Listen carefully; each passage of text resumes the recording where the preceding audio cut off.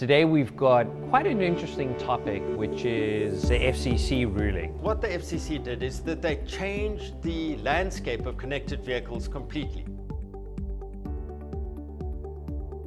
There was 75 megahertz allocated to DSRC radios, and they took the 45 megahertz of that, the lower 45 megahertz, and assigned that to Wi-Fi. Their expectation is that it would create huge capability in Wi-Fi to deliver telemedicine, which is applicable in COVID, and many other applications that they reasoned were in the public interest, in the interest of the American public. Then what they did is they said the upper 30 megahertz is preserved for automotive safety. In their ruling, they were completely unambiguous and said that cellular V2X, CV2X, is the future. And not only is it the future, but deployment will benefit by it being the sole selected technology. The DSRC existing deployments need to vacate the lower 45 within a 12-month period.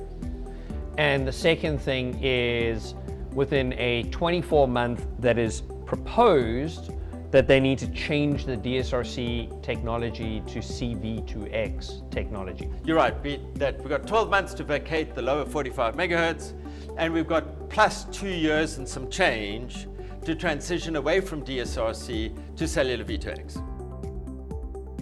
One of the other things that I read in the ruling was that the Wi-Fi would be limited in the first year to only be indoor applications. Am I correct in saying that? Yes. The FCC went to quite some lengths to make sure that anybody who's using DSRC applications at the moment wasn't going to be harmed by this ruling. And so that's where they said, okay, to start with, you're only permitted to operate this new Wi-Fi bands indoor, so then there's not going to be any practical interference in the streets outside. And for the next year, while it gave anybody who's using DSRC in practice to transition out of the band. So they were very, very careful and very, very thoughtful about not causing injury to anybody. DSRC is still going to be with us for a while, and there's a lot to be learned by continuing your current procurements. And so we're still going to offer dual mode RSUs. And the reason being is that we expect that radios to change in the future. So what we're going to do is when 5G radios become available and 6G and so forth.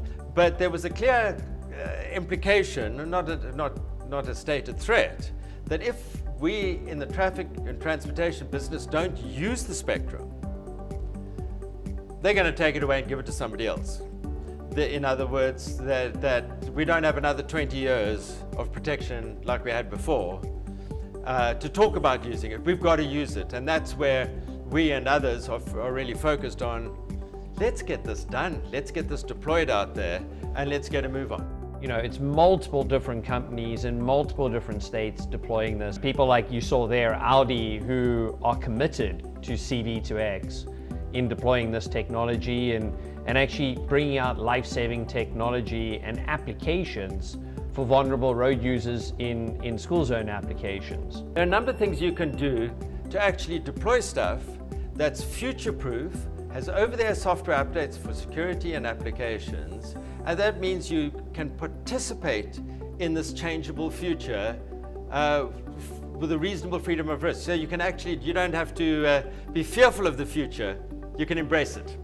Well, thank you so much, Brian, and thank you so much everybody for joining us. We really appreciate your time, and this was a fantastic topic to discuss. So thank you everybody, and until the next show, we'll see you then. Thank you.